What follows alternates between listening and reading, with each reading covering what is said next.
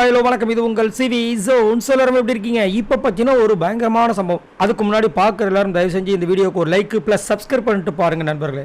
Right, subscribe பண்ணுவீங்க நம்புகிறேன். So இப்போ பார்த்தீங்கன்னா திவாகர் வந்துட்டு கொஞ்சம் கொஞ்சமாக வந்து அவருக்கு மனசில் இருக்கிற விஷயங்கள்லாம் அமித் தான் நல்லா கேட்குறாருன்னு சொல்லிட்டு அவரை நம்பி ஒரு விஷயம் சொன்னார்.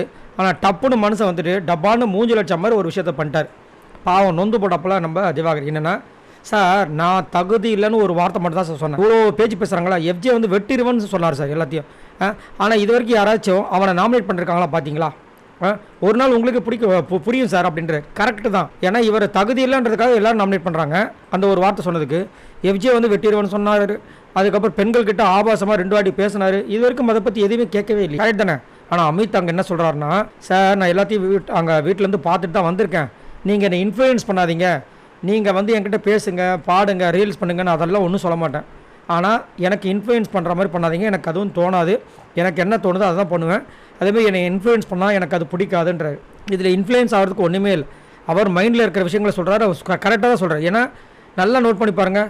தகுதி இல்லை அப்படின்னு ஒரு வார்த்தை சொன்னால் அது பெரிய ஒரு கேவலமான ஒரு வார்த்தையாக இருந்துச்சுன்னா, வெட்டிடுவோன்னு சொல்கிறது மட்டும் நான் புனிதமான வார்த்தையாக என்ன? அதுவும் ஒரு பொண்ணுக்கிட்ட வந்துட்டு போ, அதாவது பெண்களை குறிக்கிற ஒரு வார்த்தை இருக்குமாங்க, அது வந்து புனிதமான வார்த்தையாக என்ன?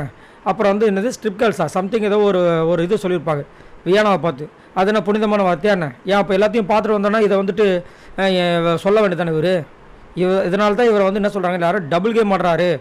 அங்கே ஒரு குத்து, பனக மரத்தில் ஒரு குத்து, கலையை மிஞ்சிருவார்னு நினைக்கிறேன். நான் என்ன நினச்சேன்னா, அமித் வந்துட்டு ஆல்ரெடி வந்து கன்னட பிக் பாஸ்க்கு வந்து குரல் கொடுத்த ஒரு ஆள், நிறைய விஷயங்கள் இருக்குன்னு பார்த்தா வந்ததுலேருந்து பார்த்தீங்கன்னா வயல் கார்டில் வந்த 3 பேரும் பயங்கரமாக வந்து ஆட்டம் கொடுக்குறாங்க. ஆனால் இவர் வந்துட்டு பதுங்கி அங்கே ஒரு குத்து, இங்கே ஒரு குத்து. அதுவும் விஜய் பார்வதி நல்லா வந்துட்டு ஒரு இதில் பண்ணிகிட்ருக்காரு. ஆனால் கண்டிப்பாக அதுலேருந்து அவங்க தெரிஞ்சுப்பாங்க, இவர் வந்து நம்மக்கிட்ட நடிக்கிறாரு, நம்மக்கிட்ட இந்த விஷயத்தை போட்டு எடுக்கிறாரு அப்படின்னு. பட் இருந்தாலும் அமித் பண்ணுறது எனக்கு சுத்தமாக பிடிக்கல. உங்களுக்கு என்ன தோணுதுன்றதை மறக்காமல் கீழே கமெண்ட்ஸ் பண்ணுங்கள். பாய் நண்பர்களே.